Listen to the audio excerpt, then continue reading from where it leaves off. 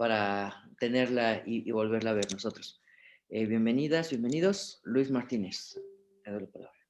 Hola, buen día a todos. Espero que estén bien. Ya estamos a la mitad de este taller seminario. El tema que vamos a abordar hoy, habíamos quedado, era el de la ecología política en América Latina.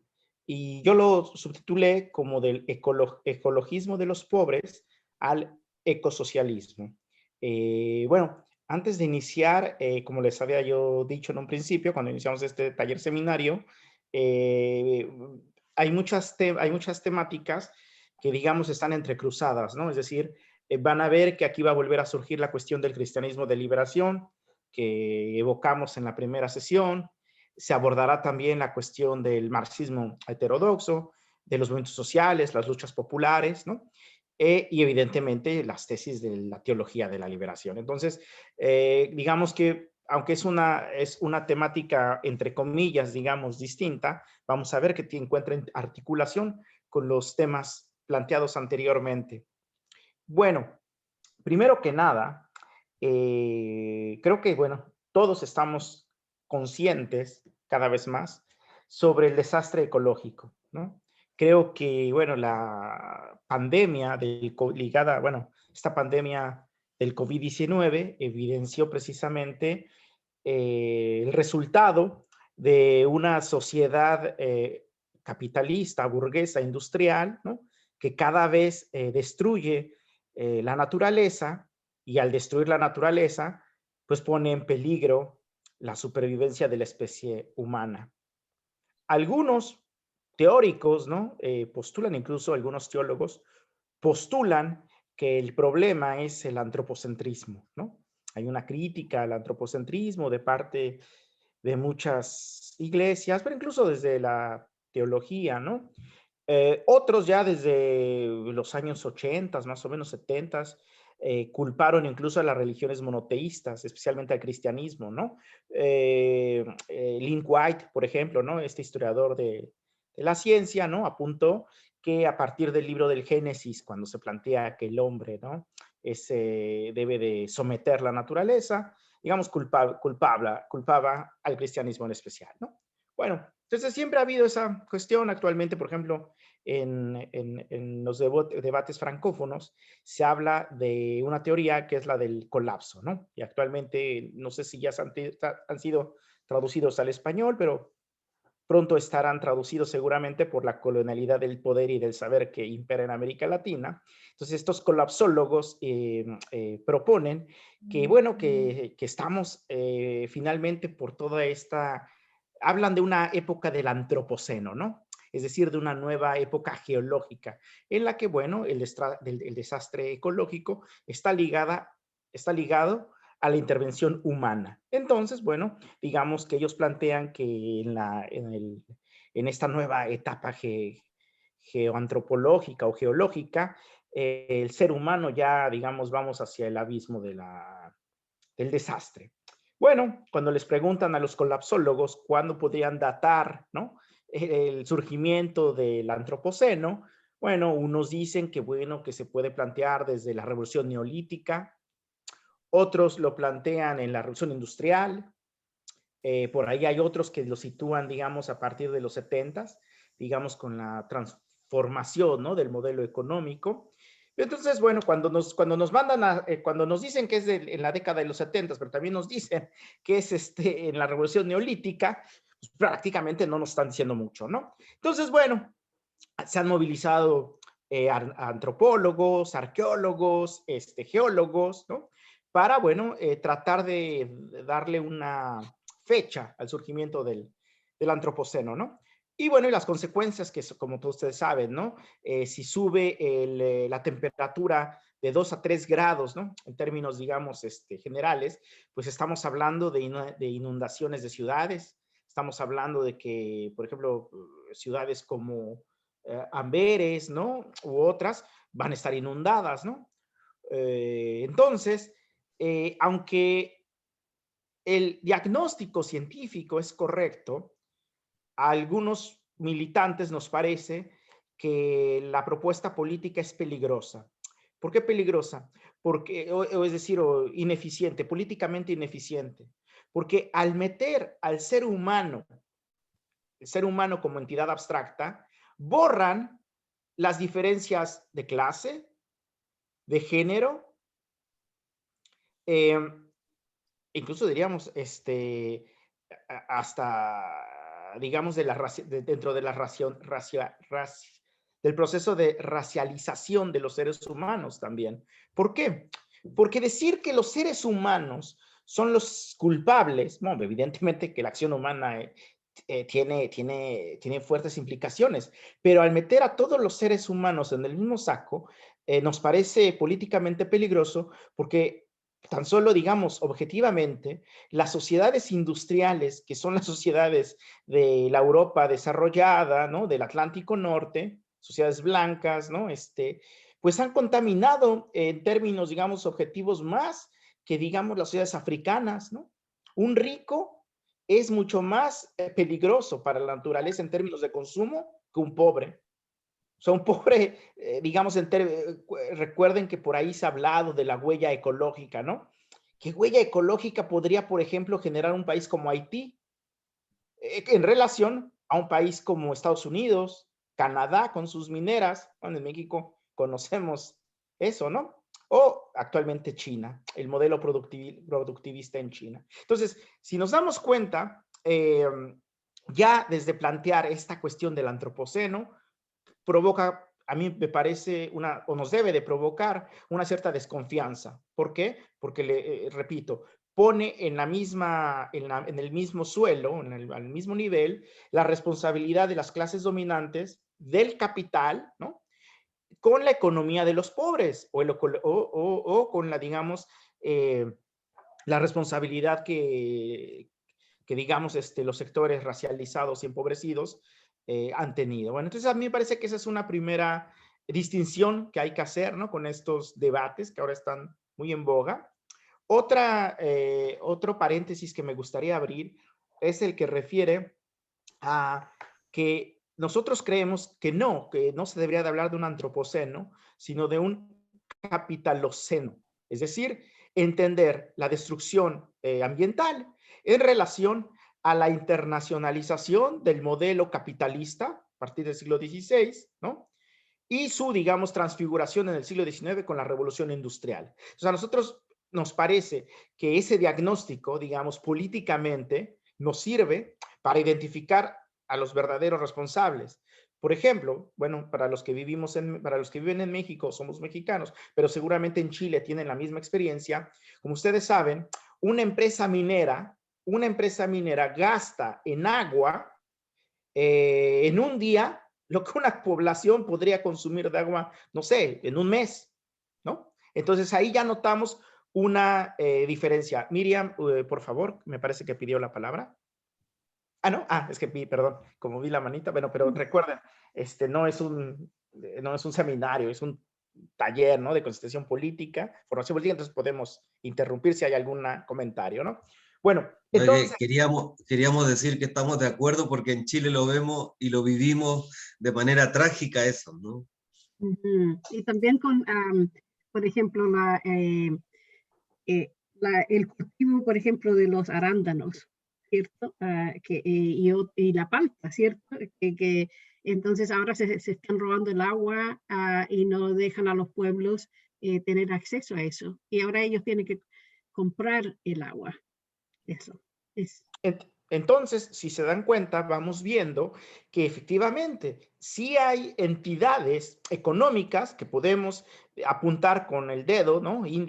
Con nuestro índice, de los responsables de la destrucción ambiental, que son empresas mineras, que son las empresas en general del gran capital.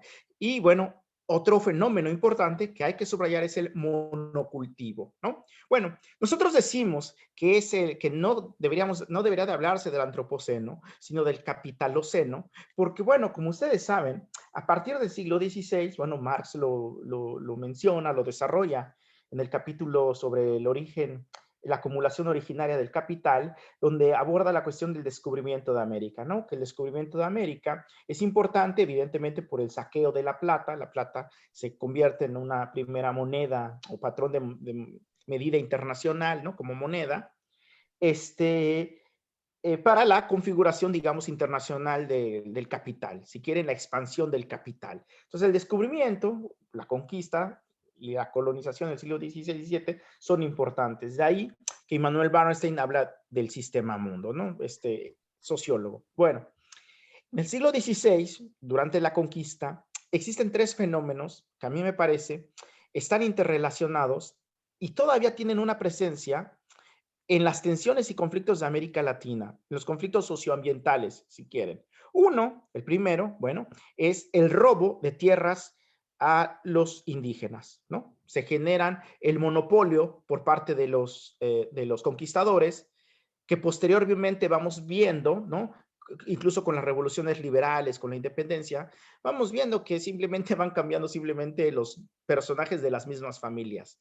En el caso mexicano, ¿no? Podemos incluso rastrear el origen de esas familias criollas, ¿no? Que actualmente son del círculo empresarial, ¿no? Y yo creo que en Chile, en Perú es igual, ¿no? Que tienen relación con estas familias de colonizadores, ¿no? Que expoliaron la tierra de los indígenas.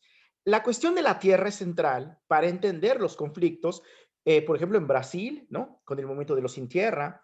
En Colombia, ¿no? No podemos entender el conflicto. Y bueno, ya con Mario se organizó hace un par de semanas una conferencia muy buena sobre qué está sucediendo en Colombia, donde ahí, por ejemplo, el sociólogo Camilo Seche nos expuso la presencia de la herida colonial. Como para entender lo que sucede actualmente en Colombia, tiene que uno entender lo que sucedió con el robo de tierras a los indígenas en el siglo XVI. Entonces, la cuestión del conflicto, digamos, de la tierra está presente a lo largo y ancho del continente y que, bueno, es producto del siglo XVI.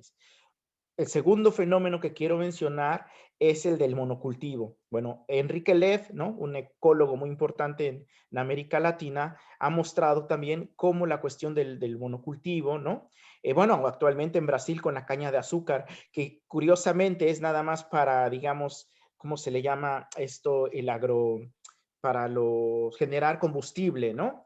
Porque ni siquiera es para la alimentación, está dañando y desertificando la tierra, en el caso brasileño, ¿no? Bueno, y otro fenómeno que también se apunta, que surge en esos años, sobre todo en las islas del Caribe, es el régimen de plantación. O sea, el régimen de plantación como ya una figura, si quieren, que va que será el antecedente de la industria capitalista del siglo XIX en Inglaterra. Sidney Mills, un autor marxista, escribió un libro que se llama Dulzura y Poder, donde analiza precisamente cómo en el siglo XVII, por ejemplo, todas las plantaciones azucareras en el Caribe estaban articuladas a un proceso de disciplina, y bueno, como también la esclavitud está ligada al capitalismo, a la configuración del capital, y bueno, esta cuestión de digamos, de la plantación, algunos han hablado incluso del plantoceno, ¿no? Que vivimos en una época del plantoceno, ¿no? Donde, bueno, entonces, si se dan cuenta, estas tres huellas socioecológicas que están desde el siglo XVI, las encontramos actualmente en los conflictos socioambientales en América Latina. Bueno, ahora pasemos a la cuestión de la preocupación, si quieren, ecológica en la Iglesia Católica. Bueno, esto no es una novedad. Paradójicamente, uno de los que reprimió a la teología de la liberación, que es Juan Pablo II, fue quien hizo de Francisco de Asís el patrono de la ecología. En los años 90, Juan Pablo II, y por ahí tiene algunas también encíclicas sobre donde reconoce la cuestión, ¿no? del ambiental, ¿no? Y bueno, de ahí vamos viendo, Aparecida, ¿no? Ya es otra antecedente, pero digamos que lo que va a simbrar en el mundo católico, la conciencia ecologista o ecológica va a ser la famosa encíclica propuesta por Francisco, Laudato Si, ¿no? Alabado seas, ¿no? Donde precisamente esa encíclica es importante porque el Papa digamos, la máxima figura del Vaticano, ya va a señalar el régimen productivista, ¿no? O la lógica productivista del sistema, ¿no? Ya incluso se va a inspirar, y eso también podría ser una novedad, para los que son teólogos podrán corregirme, ¿no? Incluso una novedad teológica va a ser que se va a inspirar del trabajo de confederaciones, de conferencias episcopales del sur, de África, América Latina, pero también va a citar a Teilhard de Chardin. Teilhard de Chardin, como ustedes saben, durante muchas décadas estuvo, o las obras de Teilhard de Chardin, de este jesuita, autor del Cristo Cósmico, y bueno, tiene toda una gran obra. Como ustedes saben, sus libros estuvieron en el índex, ¿no? De la Iglesia Católica. Hans Kung, teólogo que acaba de morir hace unos meses, ¿no? Reivindica la figura de Teilhard de Chardin para mostrar esa relación que puede haber entre ciencia y fe, ¿no? Bueno, otro de los autores que va a reivindicar a Teilhard de Chardin es un teólogo brasileño que se llama Leonardo Boff. Bueno, yo, y aquí aprovecho para hacer la publicidad, yo publiqué hace unos años el resultado de mi tesis de doctoral. Ustedes pueden conseguir publicado por la editorial Herder, en cualquier editorial allá en América Latina se consigue. Lucila, me parece, tiene un ejemplar. El título es Ecología y Teología de la Liberación, crítica de la modernidad, colonialidad. Bueno, este libro es el resultado de mi tesis doctoral, donde lo que analizo es precisamente la dimensión ecológica en la teología de la liberación, pero en la segunda parte trato de mostrar el cambio de paradigma, si se le puede nombrar así, en el pensamiento del franciscano Leonardo Boff, ¿no? Y cómo a partir ya de por sí desde los 70s, Boff, por su sensibilidad franciscana, se interesa a estas cuestiones de la naturaleza, ¿no? Publica un libro sobre Teilhard de Chardin ya en los 70s, ¿no? Y bueno, Boff va a participar en la redacción de la Carta de la Tierra, ¿no? De la ECO del 92, que es muy importante, e incluso se dice que detrás de la encíclica de Laudato Si de Francisco encontramos la huella de Leonardo Boff, ¿no? Entonces, vamos a ver que Laudato Si, va a ser el resultado, si quieren, de toda una dinámica que viene desde el sur, y además, si ustedes quieren, abanderada por un papa que, digamos, cambia de actitud en relación a la teología de la liberación. Uno de los primeros eventos que hizo Francisco fue recibir a Gustavo Gutiérrez. Recuerdan, todavía en esa época creo que el prefecto era el prefecto Müller, ¿no? Con el que ha escrito textos Gustavo Gutiérrez. Lo recibieron en el Vaticano. Después el Papa Francisco organizó el famoso encuentro con los movimientos sociales, recuerdan, ¿no? Entonces, sí ha habido una sensibilidad, si quieren, del actual Papa en relación a estos movimientos de una ecología popular. Y bueno, creo que el año pasado, en su encíclica de Pascua, la tituló Las 3 T's, Francisco, ¿no? Creo que era techo, trabajo, no recuerdo cuál era la otra T. Tierra. Y tierra. Muy bien, gracias.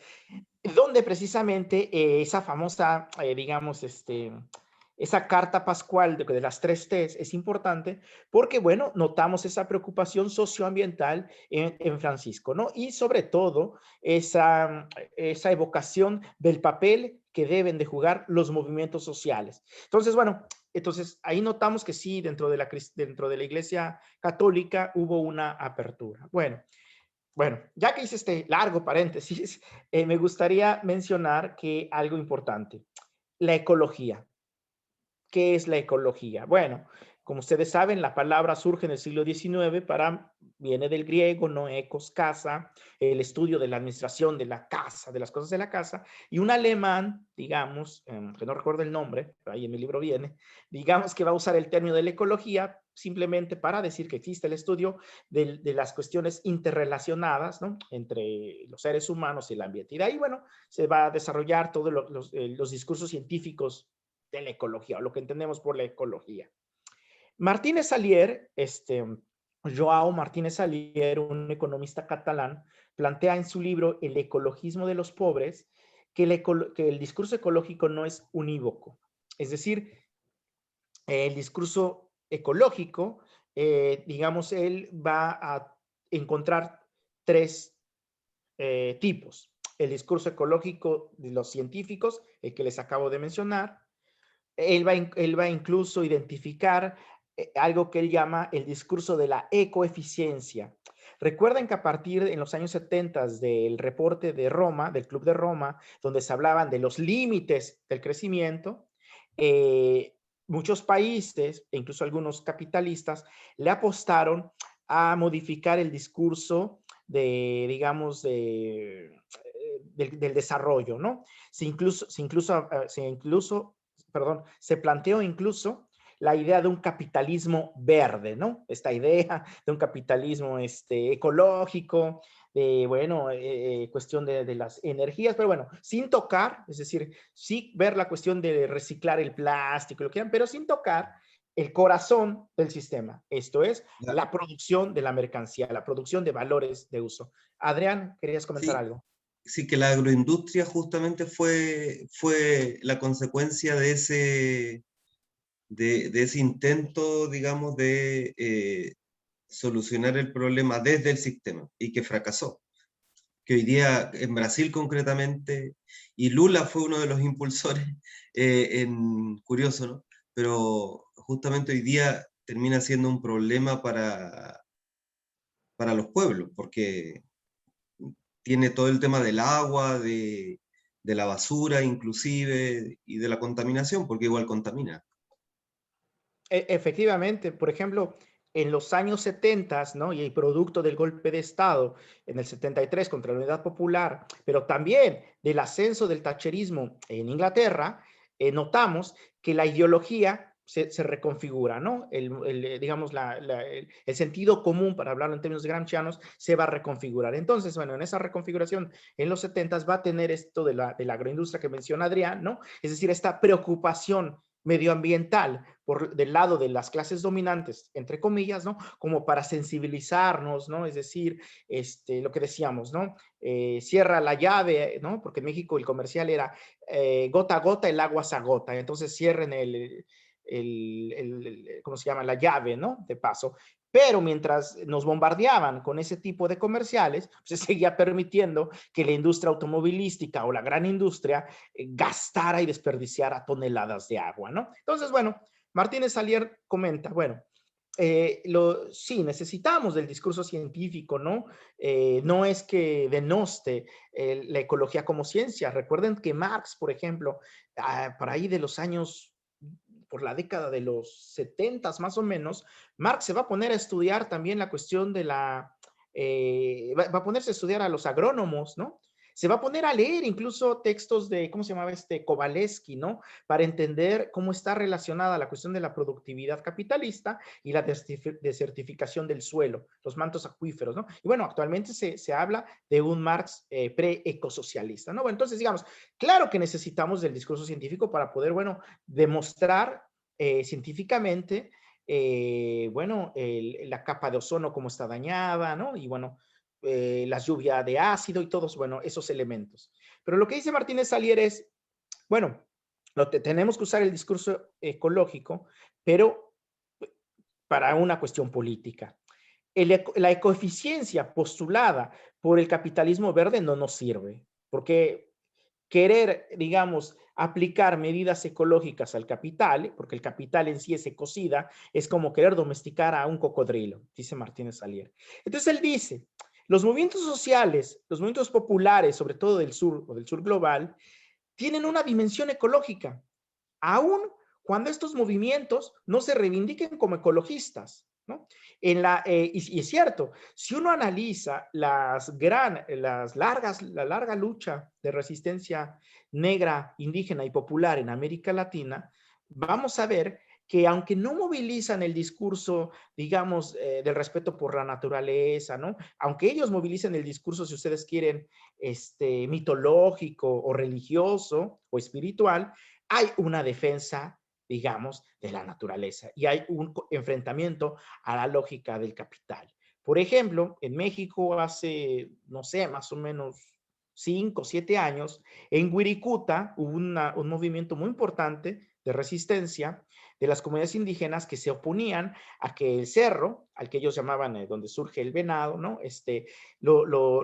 Fuera destruido, ¿no? Destruido por las mineras. Y entonces, aunque ellos movilizaban en un discurso, si ustedes quieren, religioso, mitológico, evidentemente se estaban oponiendo al modelo de producción o al modelo capitalista. Bueno, en el caso mexicano. Bueno, ustedes seguramente saben de Chico Méndez porque Maná, ¿no? Hizo muy famosa la canción de Chico Méndez y se nos presenta, sobre todo aquí en Europa y en algunos medios clase medieros en América Latina, se presenta a Chico Méndez simplemente como aquel seringueiro, es decir, recolector de caucho, que se amarraba a los árboles, ¿no? Para que no fueran deforestados, ¿no? Se hace por ahí incluso una película, ¿no? Pero se olvidan dos cosas en Chico Méndez, o en la lucha de los seringueros de Chico Méndez. La primera es que Chico Méndez se alfabetizó gracias a un comunista que formaba parte del frente de Luis Carlos Prestes, este militar de los años 30, ¿no? Brasileño, comunista, ¿no? Que intentaba hacer una reforma radical en Brasil. Bueno, uno de sus lugartenientes, Euclides Tabora, en la represión que hay, ¿no? A Brasil, tú tienes que huir y en la selva conoce a Chico Méndez. Él le enseña, lo alfabetiza, pero no solo eso, él cuenta, Chico Méndez, de sus memorias, que le regala incluso una grabadora, ¿no? Una grabadora con la que incluso en los años 60 va a seguir las noticias de la Revolución Cubana. ¿Sí?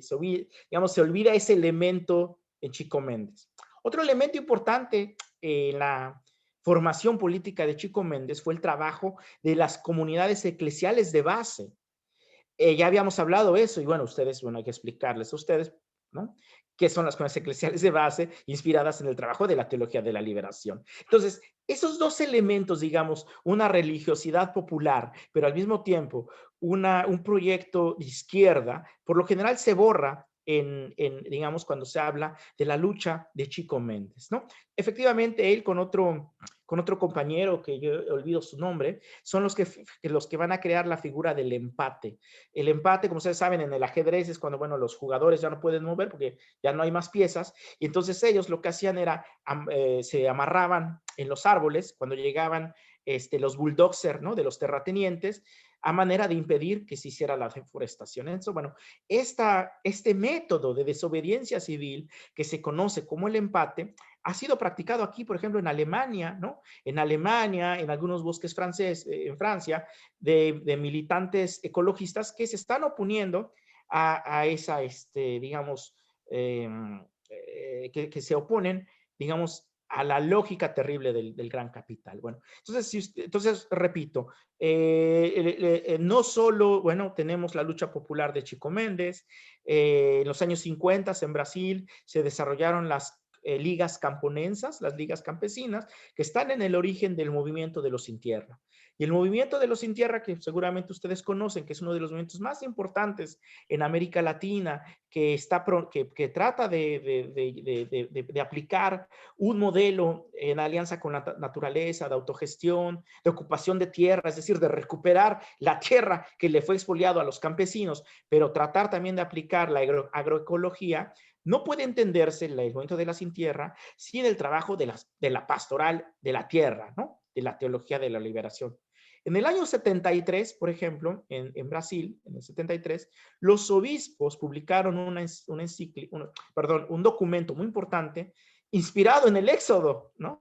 En el libro del Éxodo, que decía: oí el gemido de mi pueblo.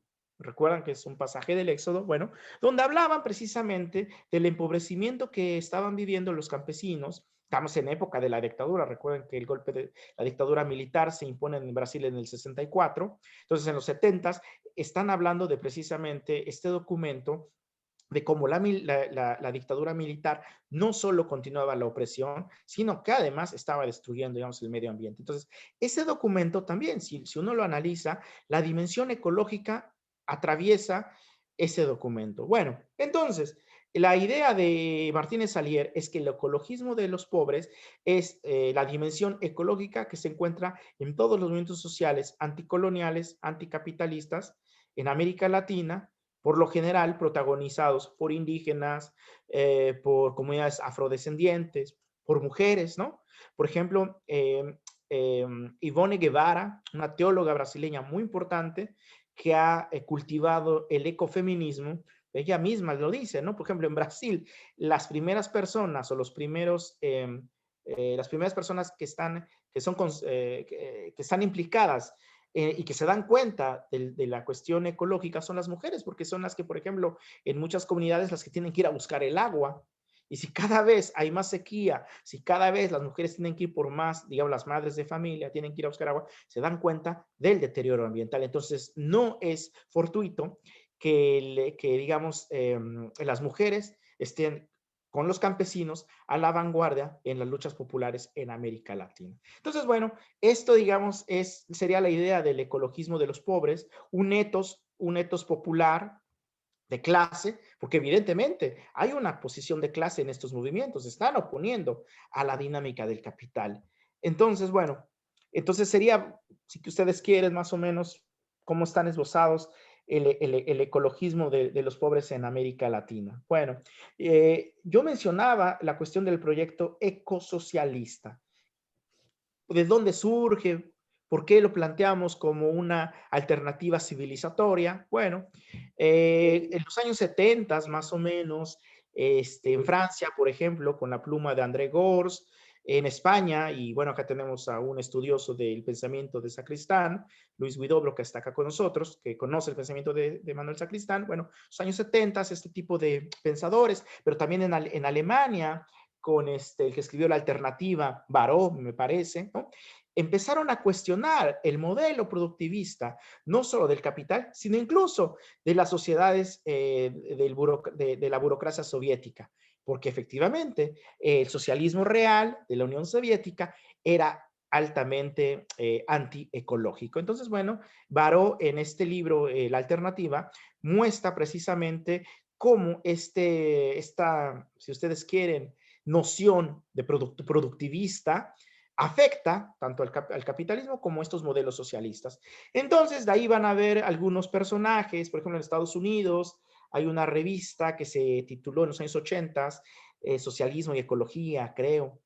Y bueno, van a empezar desde un punto de vista marxista o desde el marxismo, van a intentar estudiar, digamos, la dinámica ecocida del capital.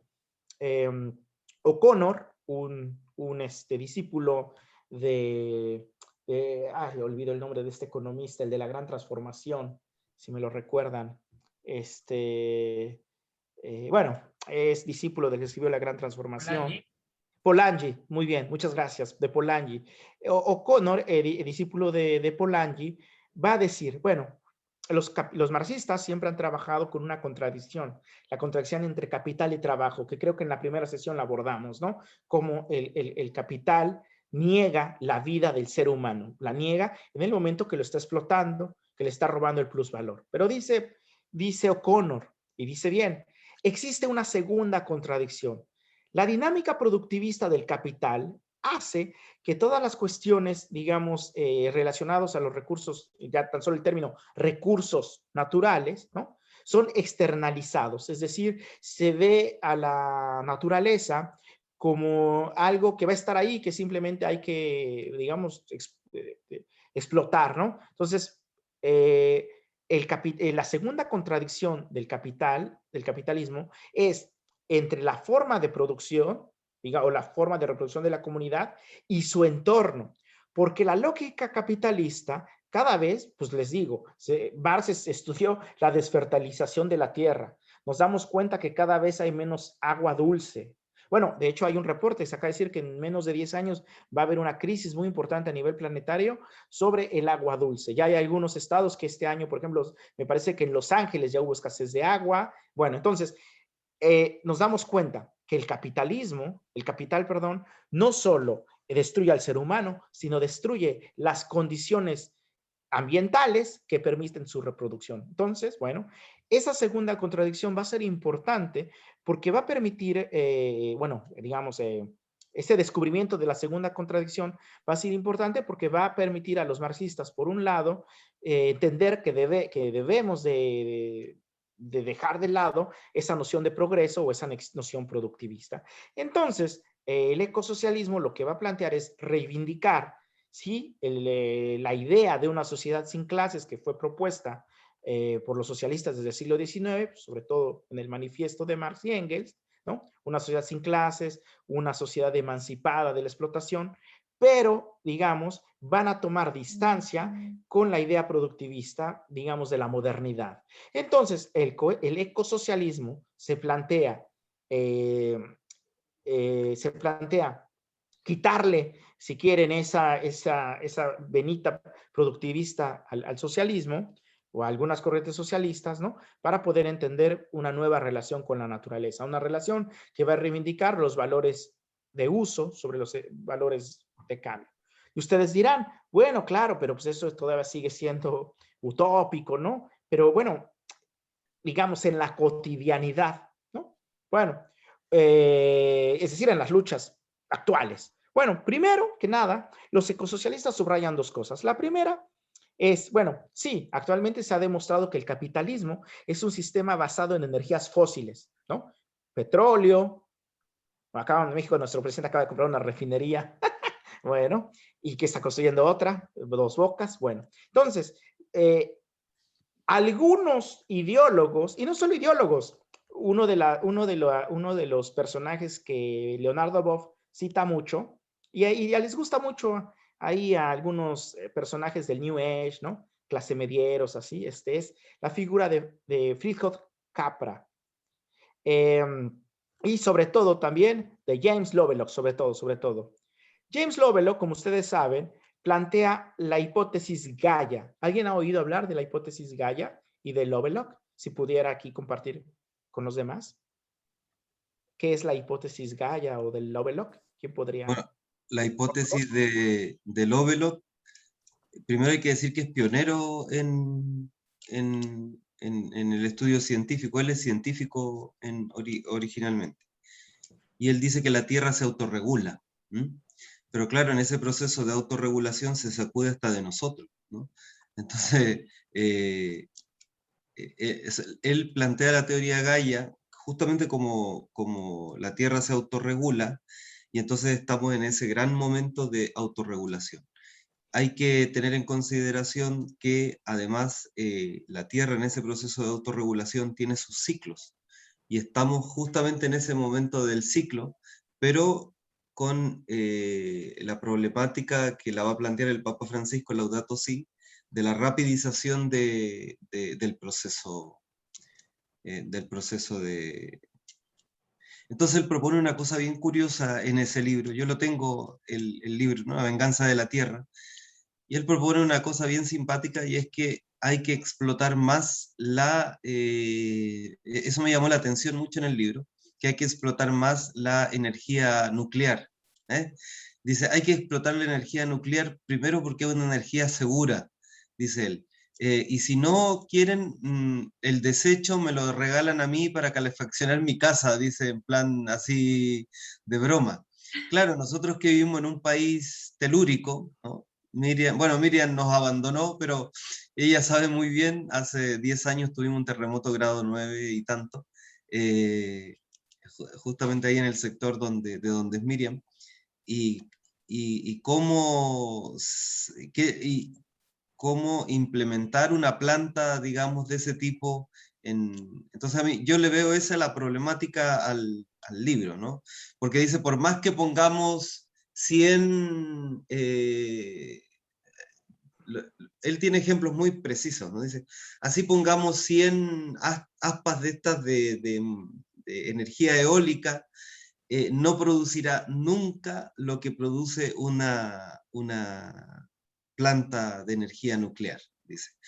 Y de alguna manera, lo curioso, este es del año 92, ¿verdad? El libro ese es del año 92. Y lo más curioso es que él, desde un modelo científico, como que desacredita todos nuestros paradigmas que hoy día son importantes, ¿no? El tema de los paneles solares, el tema, porque dice, necesitaríamos muchísimo, es carísimo, dice, y en cambio la energía nuclear es barata, es potente y los residuos son mínimos, dice él. Pero bueno, eso es una arista del libro. Lo fundamental es que la Tierra se autorregula, digamos. No, Adrián, te agradezco porque no solo diste lo fundamental, sino el punto al que yo quería llegar. Mm. Es decir, perdón, Miriam, ahorita nada más cierro lo de Adrián. Precisamente, al, digamos, plantearnos la salida de las energías fósiles y plantearnos la energía nuclear, nosotros desde el ecosocialismo creemos que es un falso dilema. Es decir, eso hay que dejarlo ya claro. La idea de la energía nuclear, y bueno, tenemos los aportes de Gunther Anders, ¿no? Y bueno, todo esto que habla de la obsolescencia del hombre y toda esta cuestión de lo nuclear, ¿no? Bueno, ¿cómo es un peligro? Es un falso dilema. No podemos, no podemos permitir que nos den a escoger entre energía fósil o energía nuclear. Es un falso dilema. Es como, bueno, va a haber elecciones en México, como cuando nos ponen en la boleta así, ¿no? Son falsos dilemas. Sí, Miriam, por favor. Sí, para seguir apoyando tu punto de lo que decía el padre Adrián, de que acá cerca donde yo vivo, he estado trabajando con una comunidad en Springfield, donde se sacudió por el huracán que pasó en 2015. Entonces, estamos conversando acerca del racismo que trae el cambio ecológico, ¿cierto? Entonces, las poblaciones negras y latinas todavía no se les, no le ha llegado la ayuda para reconstruir, primero. Segundo, entonces estaba la idea de construir una planta nuclear para poder, ¿cómo se llama? Reciclar los desechos, ¿no? Para entonces empezar a ser más ecológico y todo eso. Pero iban a poner la planta justo en esas comunidades que están todavía tratando de resurgir, ¿no? Entonces ellos pelearon en contra de la planta porque si ponían la planta ahí, entonces lo iba a seguir afectando a ellos en cuanto al medio ambiente, la salud, todo eso, ¿no? Entonces por eso es bien importante, por ejemplo, eso de que tampoco es una solución. Sí, bueno, además que hay que recordar que en los años 70, precisamente en Estados Unidos, a raíz de las movilizaciones de comunidades afro, donde creo que incluso la Iglesia Metodista jugó un papel importante, se demostró que los desechos tóxicos y todos estos desechos industriales afectaban a las poblaciones pobres, que eran poblaciones racializadas en Estados Unidos. Y de ahí se acuñó el término, actualmente aceptado, de racismo ecológico o racismo ambiental, ¿no? Bueno, ese, digamos, es un aporte de los movimientos afro en Estados Unidos, ¿no? Populares. Porque, bueno, actualmente, por ejemplo, incluso creo que Marruecos intenta, o Argelia, los gobiernos de Marruecos o Argelia, han denunciado al gobierno francés porque es en su territorio donde a veces hacen algunos experimentos, ¿no? Pues claro, lo llevan a donde, a la zona del no ser, decimos, ¿no? Y bueno, entonces sí, entonces vemos cómo precisamente toda digamos, en los 70s, ¿no? Van a aparecer a través de estas luchas de los ecologistas, del ecologismo de los pobres, un aporte también a la ecología política. Entonces, bueno, regreso con el ecosocialismo. Bueno, los ecosocialistas, por un lado, intentan advertirnos que no podemos escoger entre energías fósiles y energías nucleares. Es un falso dilema. Segundo punto, y es en lo que están las luchas concretas. ¿Cómo podríamos verlo actualmente? Bueno, evidentemente se pugna por una sociedad democráticamente planificada, ¿no? Es decir, que, por ejemplo, algunas reivindicaciones sociales pueden, si ustedes quieren, esbozar o llevarnos paso a paso hacia una sociedad ecosocialista. ¿Cuáles? Bueno, una de las reivindicaciones que existen, sobre todo en Europa, pero que en algunas grandes ciudades en América Latina se pueden llevar a cabo, es la gratuidad del sistema de transporte. Claro, actualmente, por ejemplo, bueno, hay un autor que se llama Ansel Yape, que tradujeron hace un par de años su libro Sociedad Antropofágica, que es un especialista en Guy Debord. Él plantea en uno de sus últimos libros la presencia del caucho, ¿no? O del cemento, del caucho y del cemento, ¿no? Para decir que básicamente la sociedad industrial capitalista no está hecho en torno al hombre, al ser humano, al sujeto. Bueno, eso ya lo sabemos desde el capital, ¿no? pero sobre todo está hecha en función de los coches, del automóvil. Y si hay un objeto, digamos, que expresa mejor que nada este capitalismo productivista de los años de la posguerra, es el automóvil. Si hay algo más liberal, productivista, individualista, es el automóvil. Por eso es interesante que muchos de los gobiernos que se postulan, ¿no?, de izquierda, progresistas, paradójicamente, ¿no?, sus proyectos, en México se habla de un segundo piso, ¿no?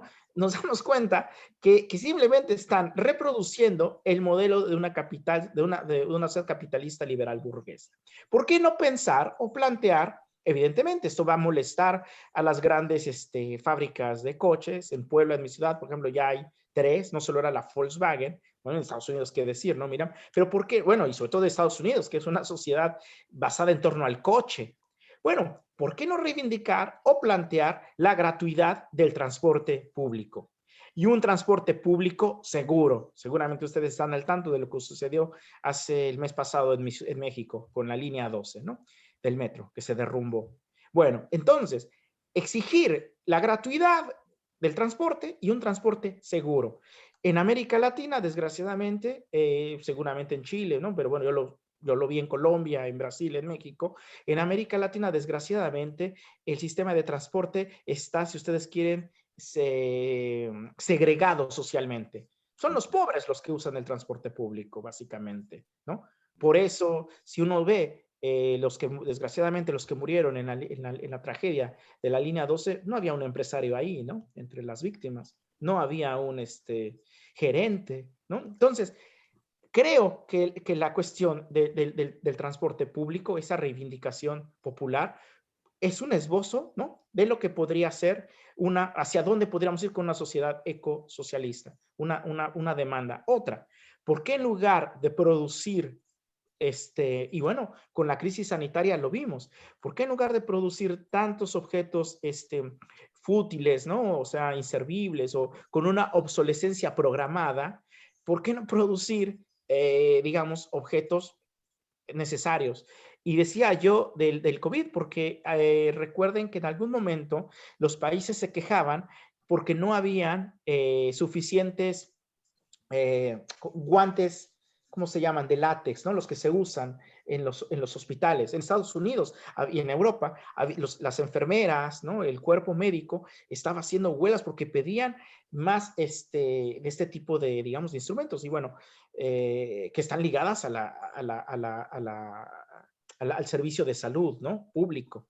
Entonces, bueno, vemos cómo sí podemos, sí tenemos algunas demandas que hacer. Eso en el caso, si ustedes quieren, urbano. Pero bueno, ¿qué decir del contexto rural? Bueno, el movimiento de Sin Tierra propone, o una de sus demandas, es que no se sigan entregando tierras al agronegocio, que la tierra no sirva para producir ¿cómo se llama? El combustible para coches, sino que se produzca variedad de comida, ¿no? Porque también está ligada a algo que se ha perdido por el modelo neoliberal, que es la autonomía alimentaria, ¿no? Ustedes saben, un momento muy importante que aglutina todos estos movimientos campesinos es la Vía Campesina, donde muestran que este modelo, ¿no?, de productividad está poniendo en cuestión la seguridad alimentaria de nuestros países. Otro ejemplo, en México, pues, que es el que menos ignoro, en algún momento incluso se llegó a consumir más arroz que maíz. Arroz precisamente porque era mucho más barato, y arroz procesado que se traía de China, porque era mucho más barato que el maíz que ya no se está produciendo en nuestro país, ¿no? Me parece, Adrián, ¿querías hacer un señalamiento? Pero ya lo olvidé. No, era la pregunta, no había entendido bien lo del falso dilema. Bueno. Cuando hablabas del overlock o overlock, no sé. Sí, Lovelock, sí. Es un falso dilema porque primero, sí, estamos conscientes que las energías fósiles pues son altamente contaminan, ¿no? Están ligados. Digamos, el uso de la energía fósil nos ha llevado a estos niveles del calentamiento de tierra, del hoyo en la atmósfera, ¿no?, de la capa de ozono, ¿no? Pero cuando nos plantean esta jugada ideológica de Lovelock, de darnos La alternativa. La alternativa de las energías nucleares es olvidar 3000 Island o el desastre de Chernobyl, ¿no? Sí, Es decir, claro. o olvidar Fukushima. Sí. Entonces, en algún momento, creo que en Brasil se usa la frase de el diablo y las dos velas, no sé cómo diríamos, es como ponerle dos velas al diablo. Sí. Es decir, ambas alternativas ponen en peligro la supervivencia humana o la supervivencia de determinados sectores sociales.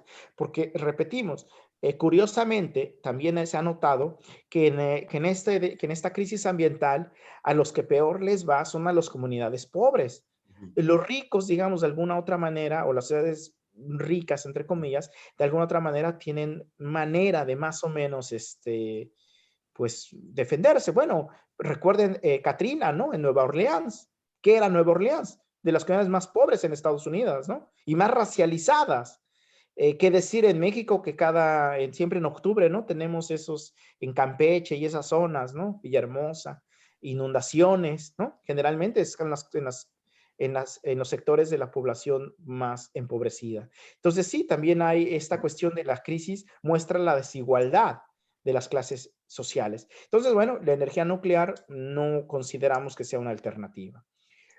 Otro rasgo importante, pero bueno, esto no vamos a entrar, es la cuestión, bueno, Lovelock evidentemente movilizó la tercera ley de la termodinámica, ¿no? Porque bueno, eso es lo que tenía bueno, de lo que hizo para mostrar esa autorregulación de la Tierra. Bueno, también, y esto lo ha hecho un economista alemán que se llama Edmar Alphater, en Alemania, un economista marxista, también ha mostrado, digamos, inspirado en las leyes de la termodinámica, como, bueno, la energía siempre se desgasta, ¿no? O sea, hay un desgaste de la energía, eso es una ley natural, pero con el capitalismo, con la lógica productivista del capital, eso, digamos, acelera, ¿no? Bueno, entonces, bueno, existen actualmente teóricos que se reivindican del ecosocialismo, como por ejemplo Mikhail Lowy, aquí en Bélgica tenemos a Daniel Tanuro, pero bueno, en América Latina está la lucha de Hugo Blanco, este trotskista de Perú, que también, digamos, ha tomado parte de los movimientos populares en defensa de las comunidades indígenas en Perú. Y bueno, él se reivindica desde los años 80 a través de su periódico digamos, de la teoría o de la propuesta del ecosocialismo. Entonces, bueno, la idea que estábamos planteando, que quería plantear es esa, que del ecosocialismo de los pobres, esta reivindicación o dimensión ecológica en los movimientos populares, ya están esbozando o proponen una sociedad ecológicamente en armonía con la naturaleza. Olvidé mencionar, yo les recomiendo para los que les gusta la literatura, una novela publicada por Montemayor. Olvidé su nombre, creo que era Héctor Montemayor, que se llama Guerra en el Paraíso.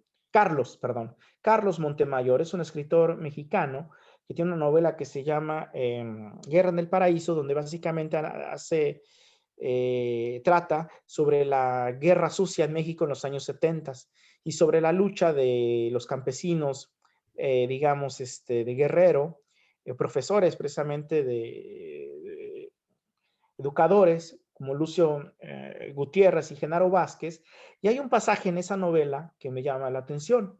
En algún momento, uno de los guerrilleros, y lo cuenta, bueno, en esa novela, lo plasma Montemayor, dice, cuando digamos, está arengando a los otros combatientes, dice algo así como, bueno, nuestra guerrilla o nuestra lucha es tan radical que la estamos haciendo incluso para salvar los ríos y los animales, ¿no? O sea, la lucha guerrillera que ellos estaban llevando, implementando, no era solo en contra de un sistema opresor, sino incluso por el respeto de la naturaleza. Bueno, me gustaría, ya que estamos en esto de la literatura, leerles un poema de un teólogo de la liberación que ustedes seguramente conocen, que se llamaba Ernesto Cardenal. Él en los años 90 publicó un pequeño poema que se tituló Nueva Ecología y dice así: Vamos a descontaminar el lago de Managua. La liberación no solo la ansiaban los humanos, toda la ecología gemía. La revolución es también de lagos, ríos, árboles, animales. Bueno, él usa el término gemir, que digamos para los creyentes, esta idea, ¿no? Bueno, ahí está Adrián, podría decir la cuestión de los gemidos de la víctima que nos recuerdan, ¿no? Las cartas de Pablo no es menor, digamos, en una sensibilidad cristiana. Y bueno, ¿qué pasa con la teología de la liberación? Bueno, sí, Leonardo Boff es el teólogo que más ha escrito sobre este binomio teología-ecología, pero eso no implica que la dimensión ecológica no esté presente también en la teología de la liberación. Si la teología de la liberación desde un inicio se plantea como la teología de la vida, ¿no? Recuerden las tesis de Hinkenlammer, de Hugo Asman, que la teología de la liberación se contrapone a las ideologías de la muerte, ¿no? Bueno, y por tanto es una teología de la vida.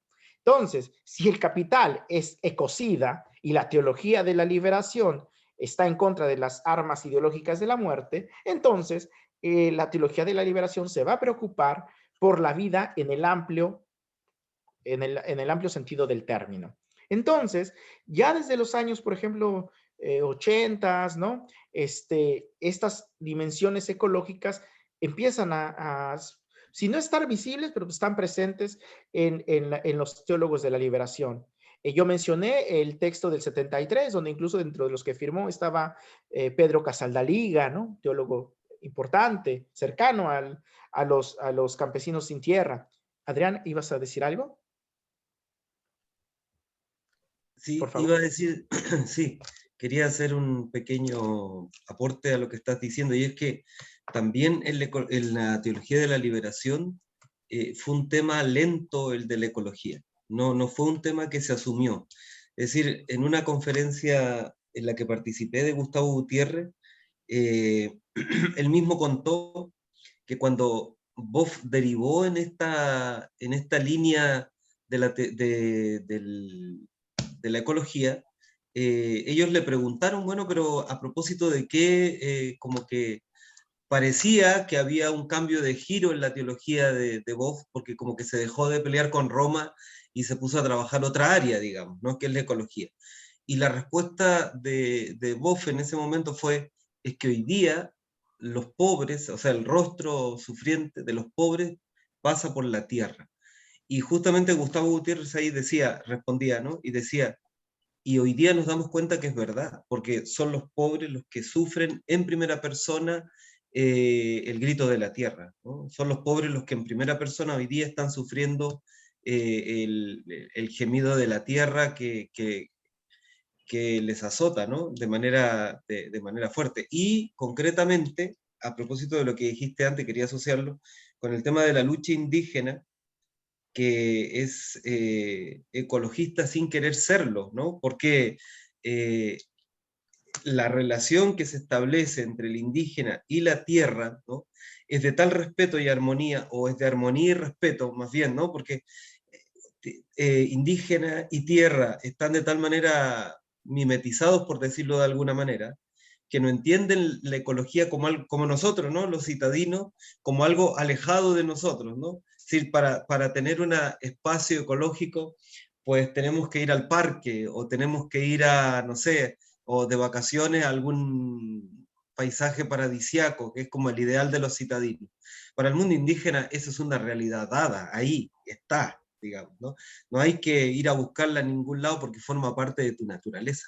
Entonces, ese giro, diríamos nosotros, paradigmático en el caso de Boff, tiene que ver con la capacidad de intuir, y él cita muchísimas veces al Overlock en la teoría Gaia, no le presta ropa en el otro ámbito, pero sí justamente a una hipótesis que se terminó de implementar. O sea, hoy día en el mundo científico, por lo menos, la teoría Gaia está absolutamente aceptada, plenamente aceptada. Eso quería decir, ¿no? Perdón. Disculpa la interrupción. No, muy bien, Adrián, muchas gracias, perfecto, porque creo que diste el punto de precisamente el aporte, es decir, de alguna otra manera, Leonardo Boff fue el pionero en articular esta cuestión entre ecología y teología, ¿no? De hecho, uno de los textos muy bonitos que tiene es el que titula Ecología, grito de los pobres, grito de la tierra, porque si a la teología de la liberación de los años 70 se le acusó de ver al pobre como un ente asexuado, ¿no? E incluso diríamos no racializado, ¿no?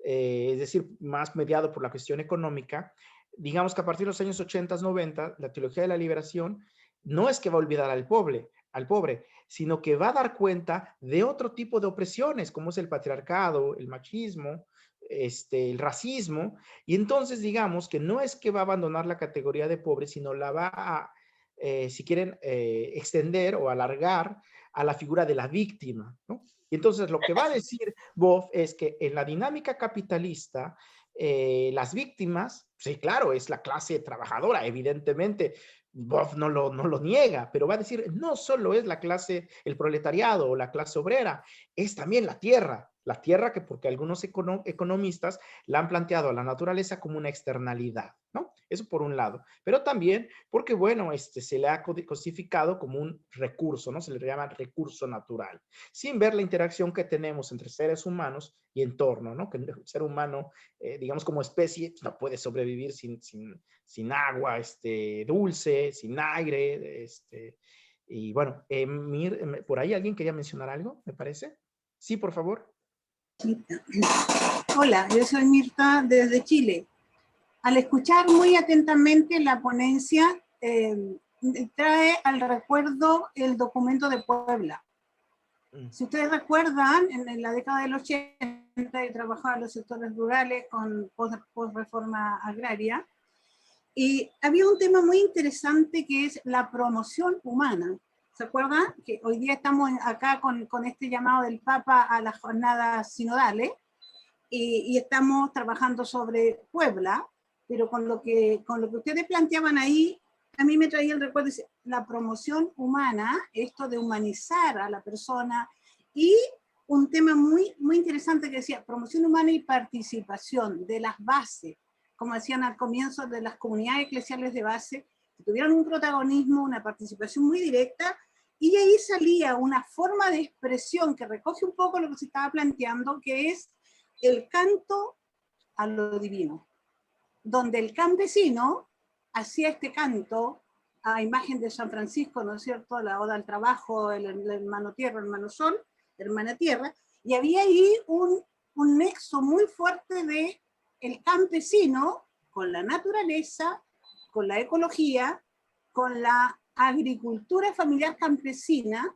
que tenía los compost, ¿cómo se llama?, los fertilizantes de su propia cosecha, de su propia fabricación, y eso fue un tema muy potente, muy fuerte en la década del 80, y que hoy día nosotros vemos que es como una de las alternativas a recoger, o parte de esa inspiración al menos, que tiene que ver con la promoción humana, es decir, valore lo que usted tiene, valore los productos orgánicos que usted va produciendo, reutilícelos y fertilice, y valórese como persona, valórese como productor, y con esto de la teología de la vida pasa por todo lo que uno hace y lo va reencantando permanentemente.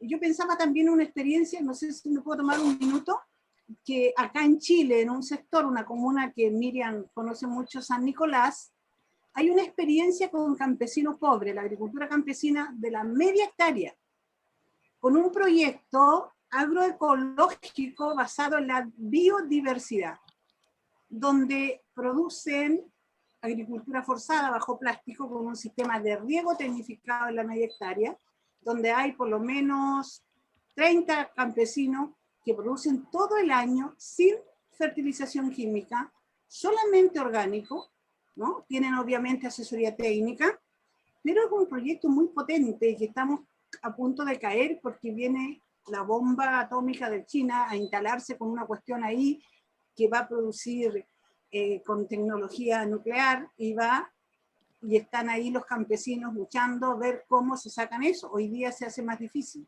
porque la persona que lideraba este proyecto hoy día perdió las elecciones y no sabemos cómo va a ir.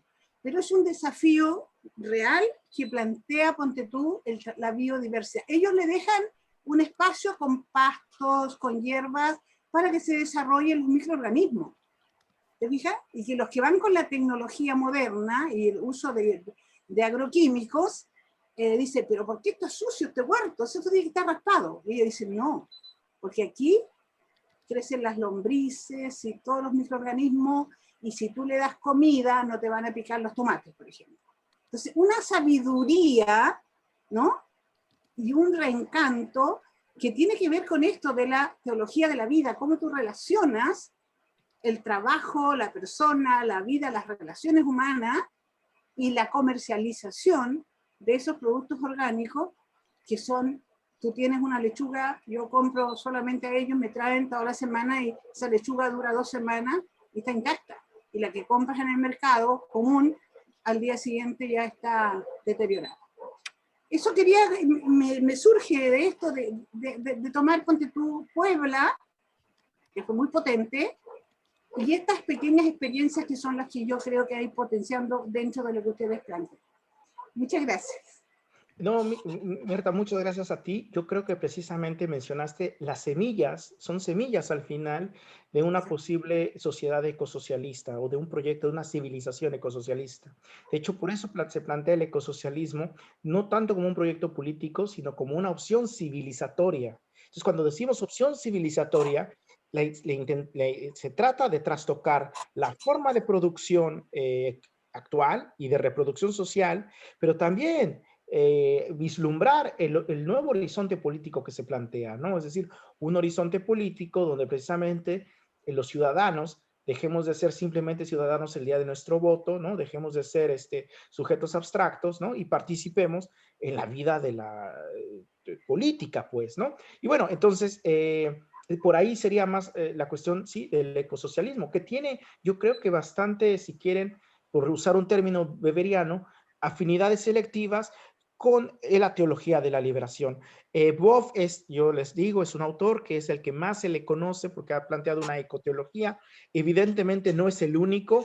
Yo mencioné Ivone Guevara, pero podríamos también encontrar una dimensión ecológica fuerte en la teología de la Sada, propuesta por Joseph Fonblanc, que publicó también textos muy importantes, muy bonitos, inspirándose en las comunidades del nordeste brasileño. También, bueno, hay algunas teólogas que se reconocen del ecofeminismo, ¿no? Y plantean un ecofeminismo, ¿no? Entonces, bueno, para concluir, me gustaría leer esta frase, o esto es de Leonardo, perdón, de alguien que ha acompañado y que es compañero de camino de Boff, que se llama Frei Betto, quien en el Foro Social Mundial en el 2009 leyó esto que a mí me parece que nos permitiría cerrar la sesión de hoy, bueno, el taller, y es así. Y también está ligado a lo que sucede actualmente en Colombia. Dice, sin utopía, sin la esperanza de un mundo diferente, nuevo y mejor, no hay movilización.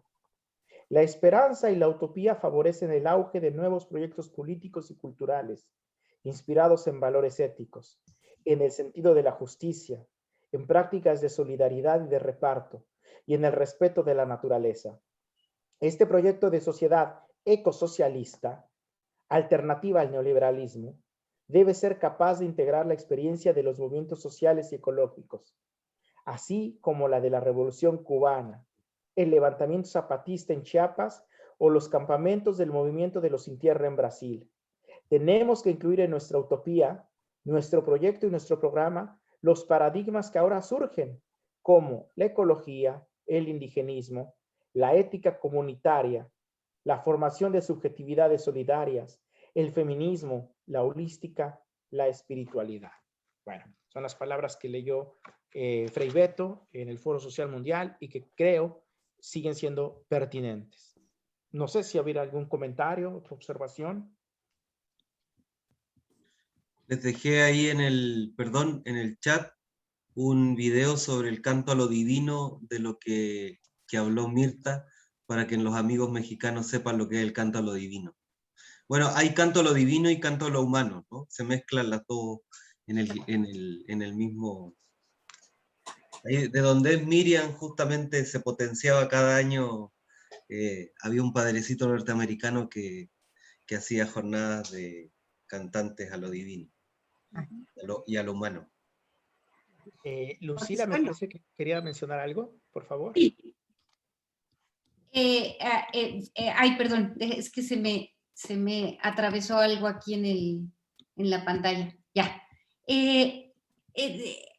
Viendo algunas de los autores que están escribiendo sobre esta emergencia ecológica, o francamente desde esta postura que dices tú del antropoceno, y estoy pensando concretamente en un libro de Cristiana Figueres y Rivet Carnac, que escribe, que son los que lograron los acuerdos de París. Al leer yo ese libro dije, sí, vienen de una corriente capitalista, no son anticapitalistas. Sin embargo, yo al leer cada una de las propuestas y de los argumentos, yo sentí que por ese camino podremos llegar desde el capitalismo, porque a fuerzas, a los capitalistas ya se acostumbraron a ver que la cuestión de las personas en pobreza las han normalizado, ya las han visto como fuerza de trabajo y no alcanzan a verlas, ¿no? Pero la urgencia ecológica sí les surge, o sea, sí saben que van a ser igual de afectados que todos en la urgencia ecológica. Entonces, para mí se me hacen unas buenas propuestas porque necesariamente, o sea, lo que están proponiendo en unos libros como esos, en ese tipo de propuestas, es acabar con el capitalismo, pero no lo dicen. O sea, dicen, hay que acabar con las energías fósiles, hay que hacer, democratizar el trabajo, hay que democratizar las ciudades, hay que generar más fuentes de trabajo en cuestiones de el cambio alimenticio y todo eso. Yo lo que veía en un libro como ese es, aquí sin querer, sin decirles a los capitalistas que dejen de serlo, lo van a dejar de ser si les da suficiente miedo el cambio climático. Si creen la cuestión del cambio climático, van a soltar. Esa es como mi esperanza de poderlo trabajar por allí, pero no sé cómo lo vean. Yo creo que no le tienen ningún miedo, Lucila. O sea, tengo la impresión que son sumamente conscientes de lo que pasa, incluso más que los empobrecidos y las víctimas directas del cambio climático son plenamente conscientes de lo que produce su industria, de lo que genera su industria. Están tratando de revertir eso, pero insisten en el tema del capitalismo, es decir, que creen que la solución viene por el capitalismo. Aquí se está, por ejemplo, lo que decía Luis sobre la minería. Aquí hay empresas en el norte de Chile que están utilizando agua de mar, que tienen gigantescas plantas desalinizadoras para la minería, ¿no? Porque, claro, como dice Luis, dejan lo que consume la minería, deja en la precariedad a una gran parte de la población, pero causa y efecto, es decir, no hay ningún acto humano que no genere de alguna manera un desequilibrio en el medio ambiente. Entonces pasa, por ejemplo, en las zonas de donde se toma el agua salada en el mar. Nuestro país es así una cosa flaquita, ¿no? Te la imaginas como una ají Chile, ¿no? Así. Entonces, de donde toma el agua de mar, tiene que devolver el agua de mar, ¿no? Entonces, en esos lugares de toma y de vuelta, digamos, al mar, se producen desequilibrios salinos, porque y ahí hay una muerte, otro ecocidio, que es el ambiente que rodea la salida, digamos, del tubo que viene con exceso de salinización por la desalinización. Entonces, claramente la solución no viene por simplemente paliativos, como bien decía Luis, por paliativos al sistema, lamentablemente. Pero nadie te va a decir que, bueno, vamos a proponer un proyecto anticapitalista sin ser acusado de demagógico, de populista, o neonacionalista, o como quieras llamarlo, ¿no? Es decir, hoy día es sumamente difícil porque estamos, incluso los ciudadanos de a pie, estamos tan idiotizados por los medios de comunicación, que nos cuesta incluso pensar un verdadero proyecto que no sea que no violente, digamos, la creación en definitiva, ¿no? Yo tengo todos estos libros aquí arriba porque justamente estoy trabajando el tema de la ecología, entonces pues, pero claro, me interesa tu libro, Luis, saber, porque claro, es decir, no hay en este momento salidas al capital. Y la única salida al capital la están dando comunidades de base, como hablaba Mirta, la están dando pequeñas organizaciones que son sumamente interesantes, potencializarlas, darlas a conocer porque no se conocen. Hay una fuerte, por lo menos aquí en este momento, hay una lucha en contra del TTP-11, TTP-11, sí lo digo bien, ¿no? Justamente por lo que significa los dichosos tribunales internacionales, donde siempre salimos perdiendo los estados, salen perdiendo los estados nacionales, pero además hay una problemática bien compleja, que es el tema se sabe que, por ejemplo, iba a decir los anticonceptivos, pero no son los anticonceptivos, ¿no? Los que matan los insectos, por favor, los pesticidas y eso. Insecticidas. Sí, claro, pero que se producen y se trabajan ampliamente en la agricultura.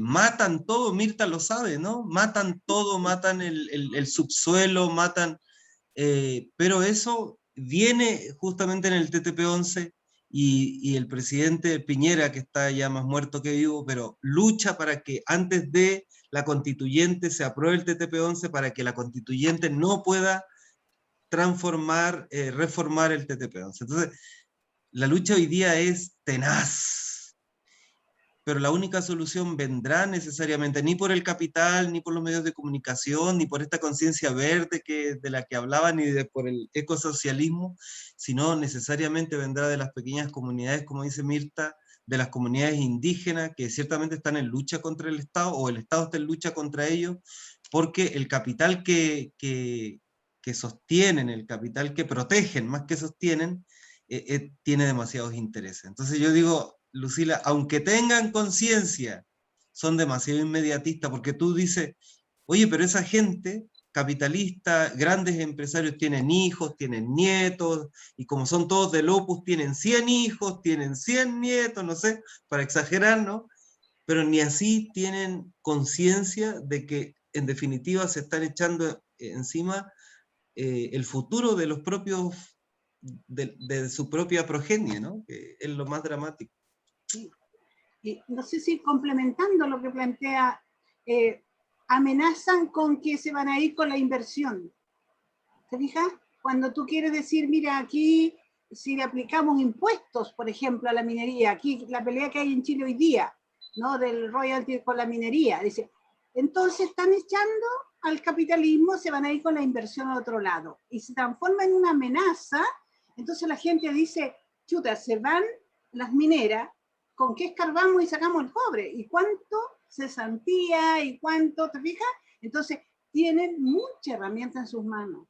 O sea, realmente no hay, o sea, uno dice, hay que mirar, y la esperanza es como estas cosas chicas que tienen que ir buscando cómo reencantarlo al central. Y con el famoso tratado también van a tomar el monopolio de la semilla. Y eso es lo más grave para la agricultura, porque van a tener que comprarles a ellos mismos, pedir permiso para una semilla. Entonces, ¿qué están haciendo los chicos? Escondiendo, reproduciendo con alianzas estratégicas entre ellos, con muchas dificultades, reencantando la semilla, la calabaza, todas estas semillas ancestrales, para poder ir manteniendo estos pequeños nichos. Y semilla transgénica, además, es lo peor. Exactamente. Sí. Gracias. Bueno, sí, coincido con lo que plantean, e incluso un poco con lo que decía Lucila, en el sentido de que incluso un marxista como Mikhail Lowy dice que Laudato Si es una encíclica anticapitalista. E incluso si vemos Laudato Si, lo que está planteando el Papa, y lo interesante es que en esa encíclica, si ustedes buscan el término capitalismo, no aparece. Pero él está señalando al sistema capitalista sin mencionarlo, ¿no? Claro, en algunas partes la cuestión que tiene que ver con el aborto y el género, evidentemente, ideología del género, es discutible, pero digamos, en la parte de la ecología, me parece que sí es una encíclica altamente anticapitalista. Y por el otro lado, un poco lo que decía Adrián, yo coincido, y aquí pienso en un judío alemán del siglo XX, perdón, inicio del siglo XX, que se llamaba Walter Benjamin, que decía que el capitalismo no va a morir de muerte natural, ¿no? Decía, la experiencia de nuestras generaciones nos demuestra que el capitalismo no morirá de muerte natural, ¿no? Es decir, un poco lo que decía Marx, ¿no? Es el proletariado el único que va a poder sepultar al capital, ¿no? Podemos llamarlo proletariado en el sentido de movimientos indígenas, luchas campesinas, los de abajo, pues, ¿no? Abajo y a la izquierda son los únicos que podrán ser los sepultureros del capital. Bueno, no sé si María José quisiera decir algo, creo que levantó la mano. Sí. ¿Se escucha? ¿Sí? Sí. Estaba pensando en realidad cómo llevar todo lo que hemos hablado aquí, bueno, y en diferentes espacios, porque se van cruzando. En la mañana en el grupo que tuve de la asamblea se cruzó lo del tema de la casa común, del medio ambiente, y pensaba acá donde yo vivo en Talcahuano, una zona centro-sur de Chile, que es un puerto pesquero industrial, más que turístico, no es turístico. Y como comentaba en el grupo hace muchos años atrás, no es turístico, como comentaba en el grupo cuando era joven, perdón, cuando era más joven, aún todavía soy joven, Talcahuano y un lugar que se llama Isla Rocuán, que como decía en el grupo la mañana, no se imaginen como una isla turística, le decimos así, pero es como un islote, una lagunita, ¿ya? Era uno de los lugares más contaminados del mundo, era una laguna morada, rosada, una serie de lo más asqueroso que se imaginen estaba ahí. Y los niños al colegio llegaban impregnados del olor de las pesqueras, y con el paso del tiempo ahora está convertido en parte de un humedal, se llama Rocuán Andalién, donde yo disfruto ahí, de los que me siguen en las redes, ven mis fotos ahí cerca del humedal, pero ahora tenemos otra amenaza de los parques industriales yo he aprendido cada día más de lo que importante que son los humedales por lo menos aquí donde yo vivo, es muy importante, tenemos un humedal grande y cómo se lo van comiendo también el capitalismo que uno vive acá, porque a la larga son los lugares que se necesitan para vivir, es claro, pero se lo va comiendo la ciudad. Y pensaba como aquí mismo, en mi ciudad, que es un pequeño puntito en el mundo, tengo todo eso que hablamos aquí a la vuelta de la mano. Tenemos luego un puente industrial que puede depredar aún más el medio ambiente, puede dejarnos sin humedales, están los riesgos de que haya nuevas empresas, que se vuelva a estar contaminado el lugar, y también pienso también en cómo incidir acá donde yo vivo, ¿ah? Porque en mi caso no lo veo lejano, lo veo cercano. Yo no era muy pequeña cuando estaba esta laguna, tengo ciertos recuerdos de lo horrible que busqué ahora en la mañana cuando me acordé, y tú buscabas y era uno de los lugares más contaminados del mundo, literalmente. Y yo ahora lo conozco como está. Pero como la comunidad, hay pequeños grupos que de a poco van surgiendo, pero todavía son pocos los grupos que se organizan para luchar en contra. Mucha gente acepta el progreso por el progreso. ¿Y cómo hacer ese equilibrio? Porque sí hay familias que es verdad, que hay familias que viven de eso, sí es verdad que la gente necesita vivir en esos, no necesita vivir en esos lugares, la ciudad ya no hay espacio, pero las personas necesitan un lugar donde vivir, esas empresas es verdad que ¿cómo se llaman?, que representan el sustento de muchas familias, pero ¿a qué costo? ¿Cuál es el punto de equilibrio entre el progreso versus la degradación? Acá también estamos en la región, en una zona de represa, en el Alto Biobío, que hicieron un parque que es precioso, una laguna artificial que es gratis, yo he ido, maravillosa, pero si tú pasabas antes, destruyó cementerios del pueblo mapuche, pueblo originario, que para ellos tienen una importancia profunda. O sea, siempre un cementerio importante para ellos representa algo muy profundo, y depredaron todo. Y ahí está la represa, está dando trabajo, creó un lugar que es para la comunidad, que lo puede disfrutar la comunidad. Yo y mi familia hemos ido a ese lugar. ¿Cuál es el equilibrio ahí? Y cómo incidimos también en la práctica en eso. O sea, el progreso hasta qué punto. Porque tampoco puedo decir que no se necesita todo eso.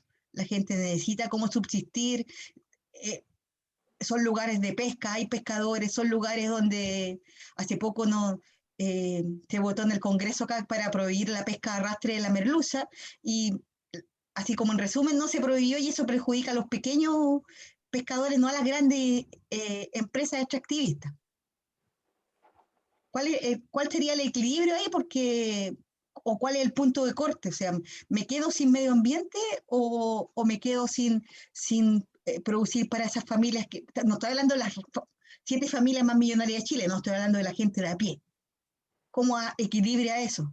¿Hay alguna forma de producción o de vida del ser humano que no dañe el medio ambiente, que no produzca algún daño? Yo creo que no, puedo estar equivocada, pero ¿o cómo se equilibra así? Bueno, Marx habla, ¿no? En los manuscritos del 44 de que del trabajo hay una, ¿cómo llama él? Naturalización del hombre y una homonización de la naturaleza. Es decir, no, de lo que se trata, claro que el ser humano, ¿cómo se dice? Tiene consecuencias en la naturaleza, en el medio ambiente, pero la cuestión es la forma de producción. No es lo mismo producir valores de uso que valores de cambio. No es lo mismo producir para la reproducción social, donde el ser humano está en el centro, que producir para generar más plusvalor. Entonces, yo creo que el punto de corte que usted menciona tiene mucho que ver con, bueno, si estamos produciendo valores de uso, es decir, para el consumo humano, o valores de cambio simplemente para continuar la reproducción ampliada del capital, es decir, la producción de plusvalor. Entonces, yo pienso que, bueno, que iría por ahí, ¿no? Y sobre la cuestión del progreso, yo creo que, bueno, eso lo veremos en el próximo taller, donde vamos a hablar sobre el capitalismo como religión, inspirados en Walter Benjamin, donde precisamente vamos a notar que los románticos alemanes, ¿no? El romanticismo alemán de estos personajes van a poner en cuestión la noción de progreso, ¿no? Porque al final también la noción de progreso está ligada a esta perspectiva productivista, ¿no? Entonces, bueno, no sé bueno, ¿qué más? Mario. Lo que iba a decir, y ya con esto, y ya como diría el canto a lo divino, ¿no? Y ya con esto me despido. Y es que también ahí hay un falso dilema, me parece, ¿no? Porque pareciera que fuera o progreso ¿no? Como si no se pudieran compatibilizar las dos cosas. Y hoy claramente se pueden compatibilizar, o sea, lo que estamos viendo en este momento, por ejemplo, a propósito de la pandemia, es que las 7, 9 familias chilenas se han hecho más ricas durante esta pandemia. Entonces uno dice, pero a ver, tenemos por un lado 1.800.000 personas que han perdido su empleo en un país de 20 millones, o sea, nada, un montón de gente, quiero decir, ¿no? Para un país chiquitito, mientras un grupo minoritario se hace multimillonario, hasta han aumentado su riqueza en un 70%, ¿te lo puedes imaginar eso? O sea, son 70% más ricos que antes, gracias a la pandemia. Entonces uno dice, ese es un falso dilema, claramente, porque uno dice, no es que la cuestión sea o capitalismo o muerte, ¿no? Por falta de trabajo. No, el dilema es, o esta gente se hace menos rica, ¿eh? Ese es el dilema, simplemente. Y por eso está la lucha ideológica. Porque toda la vida, claro, vivíamos nuestros países eran pobres, pero ahora la pobreza de hoy tiene otro color, sigue teniendo los mismos colores de siempre, solo que están invisibilizados, ¿no? Pienso a la gente de color, las mujeres, los indígenas, siguen siendo los mismos, solo que invisibilizados o perdidos en las grandes urbes, pero siempre han estado ahí. Si tú vienes a Santiago, es clarísima la diferencia, es decir, Plaza Italia para arriba, ¿no? La Cota 1000 que le llamamos nosotros, Plaza Italia para arriba es un mundo absolutamente distinto. Plaza Italia para abajo en Santiago, vas a cualquier país, cualquier ciudad latinoamericana normal, con sus problemas, con su pobreza, con su miseria, pero de ahí para arriba es otro mundo. Es decir, si uno viene del aeropuerto directo ahí, tú concluyes efectivamente que Chile es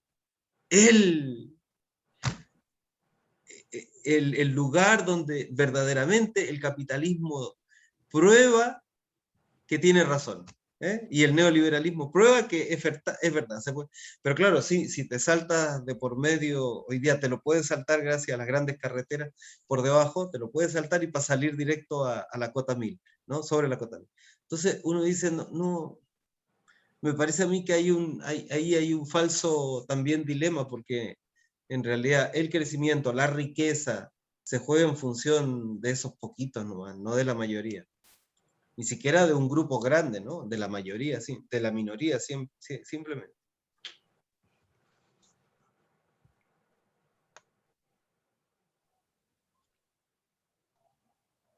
Nada más quiero felicitar a Adrián. Siendo sacerdote, usted tiene una conciencia social increíble, increíble y le felicito.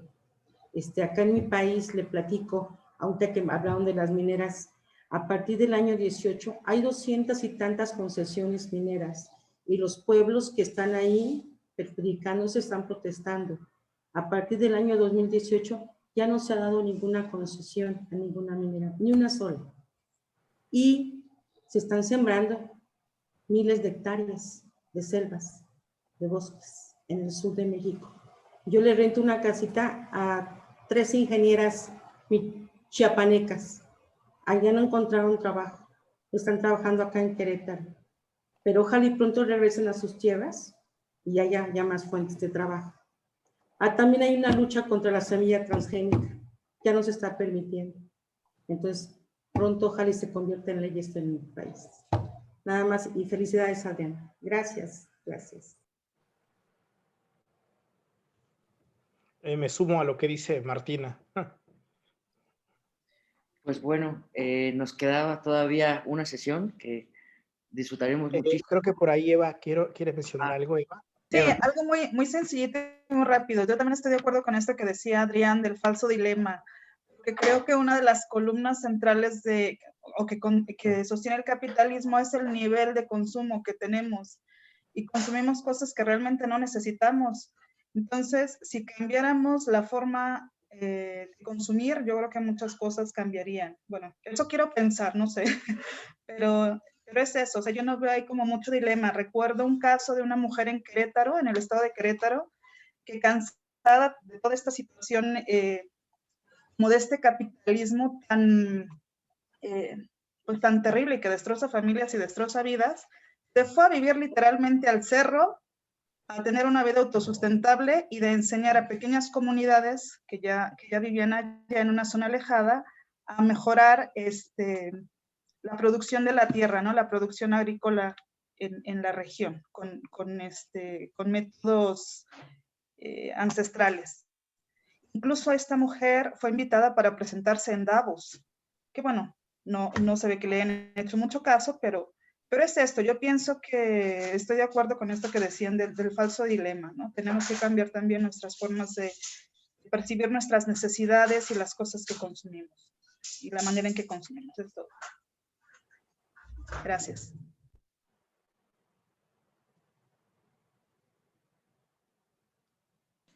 Pues creo que es bastantes temas que hemos abordado, no solo en esta sesión, sino en las anteriores.